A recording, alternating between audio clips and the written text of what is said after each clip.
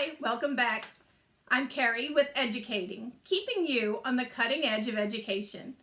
Today I'd like to talk to you about some important things that are going on at this time of year, and it's our celebrations, our Christmas parties. They don't affect just the students, they also affect our faculty and staff. And so today I'd like to share some ways to help you make your Christmas celebrations COVID friendly. Remember, if you like what you see and you want to hear more from Educating, please make sure you like and subscribe below. One of the most important parts of a school year are our celebrations and our traditions. The things that make the year something special, to make these special holidays an exciting thing for the kids to participate in. On a regular school year, we would have a Christmas party that had our class moms that would come in and help set up. Can't do that this year, COVID. No visitors in the classroom. We would have some special treats, snacks, pizza. The kids might have a container of nachos, the crock pot heating up that cheese. Can't do any of that either because of COVID. You can't have pizza delivered. You can't have open food containers for kids to have things dished out to them in the classroom. That's also ruined. They also had some fun games. They might be able to play musical chairs or pin the Christmas ornament on the Christmas tree. Those are down the tubes too because of social distancing. So what can we do to have a quality Christmas party for our students that's still fun, that's still something that they want to participate in, but still meets those requirements for COVID, social distancing, sanitation, all of those things? That's what I want to talk to you about today. The first thing that I really wanted to think about when I was planning out our Christmas parties for our elementary school was, what kind of things do the kids want to do still?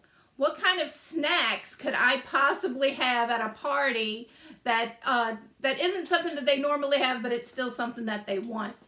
So I asked all of my teachers to give me some ideas. I asked the parents of my PTO to give me some ideas. And these are the things that we're going to do for our Christmas party. First off, let's talk about food. So our PTO has, on a regular basis, donated 2 pizzas per classroom, and we've asked our parents to donate $1 or $2 a piece for the kids to pay for the pizza. And then we would have bags of chips, and the teacher would pass those out to everybody so they'd get as equal a portion as possible. But this year, we can't have that. We can't have cupcakes, but we can have single serve items, such as those individual cups of ice cream. We can also have Little Debbie cakes that are sealed. It's not the open cupcakes from somebody's home or from Walmart. Those things are still special, and they're still special treats, but they're not going to be against our requirements related to the open food. If we wanted to make these items a little more special, we have our PTO is going to donate any toppings for the ice cream that can come in a shaker, so that the teacher can come around and just shake a little bit of the sprinkles or the edible glitter or whatever those fabulous things are that the kids want on their ice cream sundaes. So food, even though we can't have the regular stuff, the pizza and the chips that we would like, we can have chips that come in the individual bags. We can have the Little Debbie cakes that come individually wrapped. We can have the individual ice cream cups that are presented to the kids, so we can still have the fun foods that they like to have, but still have party food. Another thing we wanted to think about was, instead of games, we can't have our games that we would normally do. What kind of events could we have? So this time what we're going to do is we're going to focus more on crafts. Oriental Trading is an awesome resource for all of us. Oriental Trading sells things by the dozen, and it's usually less than $1 or right around $1 per item.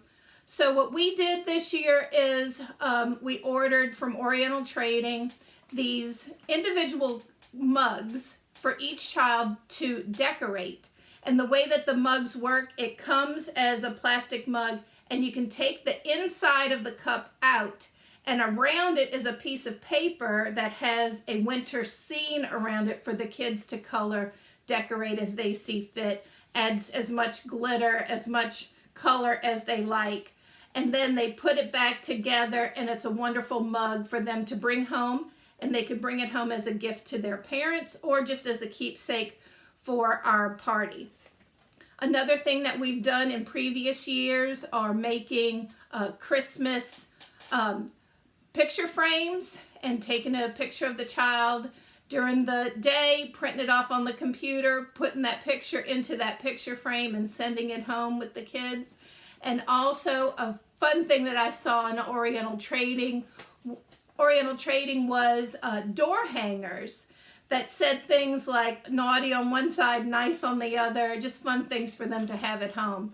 So an arts and crafts project is also a great way to have fun during the party without it being those interactive games. Christmas parties also are an opportunity to introduce some new traditions. And so this year we're going to watch a classic movie. A movie that is something from our teachers' childhood. Things like Rudolph the Red-Nosed Reindeer and Frosty the Snowman.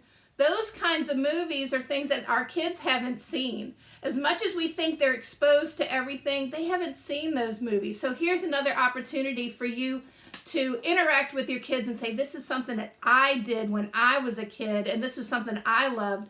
And if you're excited about it, they'll be excited about it too.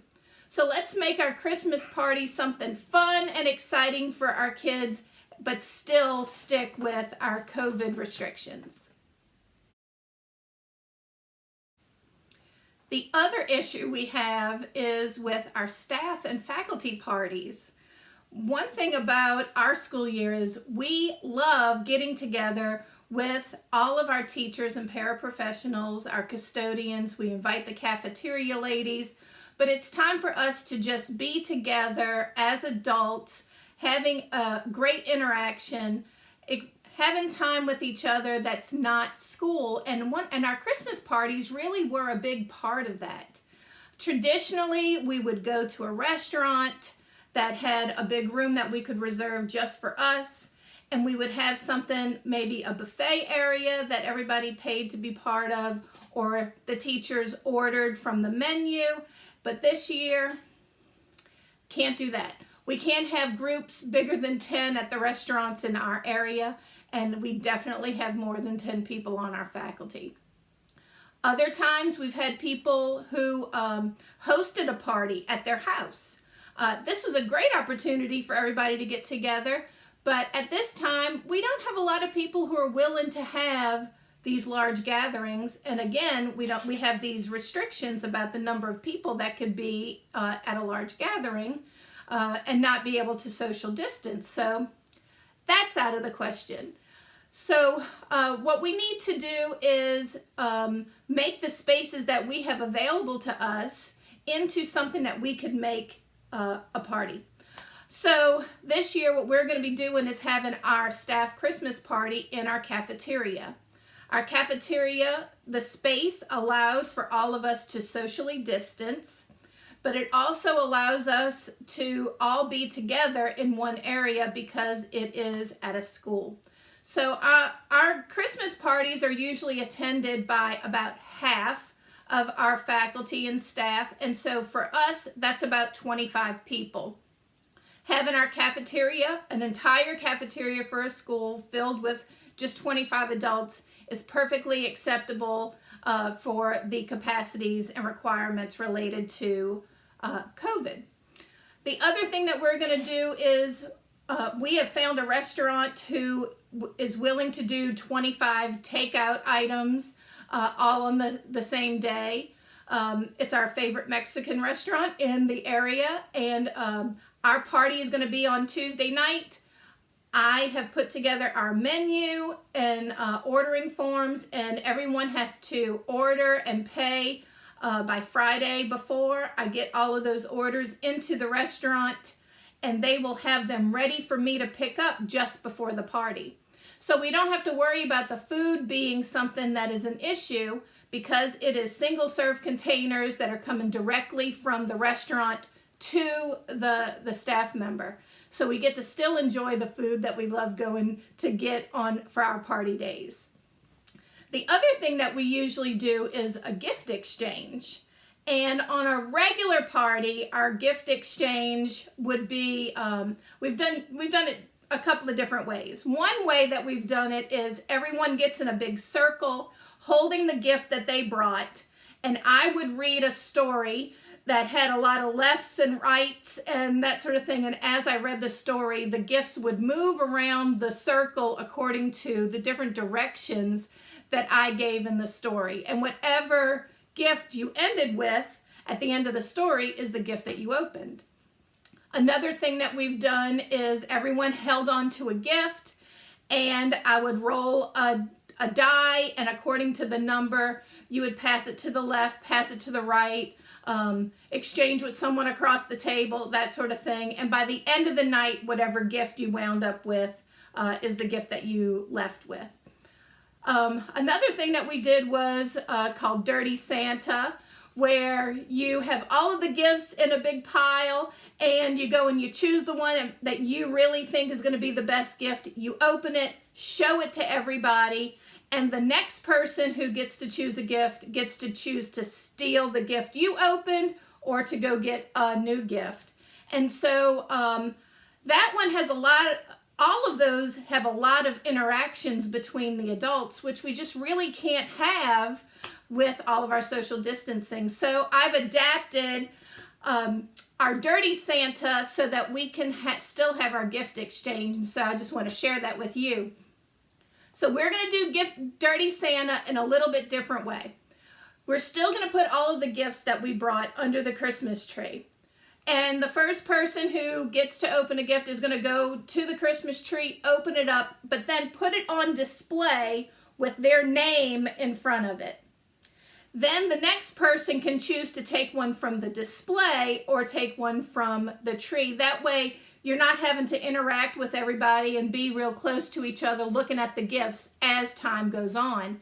So as the night, as we go through the night, more and more things will come from the tree and go on display with their names in front of it. But if I'm choosing to steal that gift, I'm going to go and take their name off and put my name on, and then those changes will happen with their names instead of those gifts that are going home with them. At the end of the night, we'll be able to go and just pick up the gifts that have their name in front of it instead of everybody being all together and picking up things as, not social distanced. I found a wonderful app that is going to help me do this. It's called Tiny Decisions.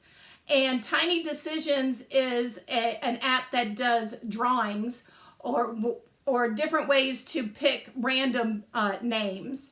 Because usually with Dirty Santa or door prizes or anything like that, people would come in and pick up an ink pen and fill out their name on a card or a piece of paper, and then it would go into a bowl for there to be a drawing.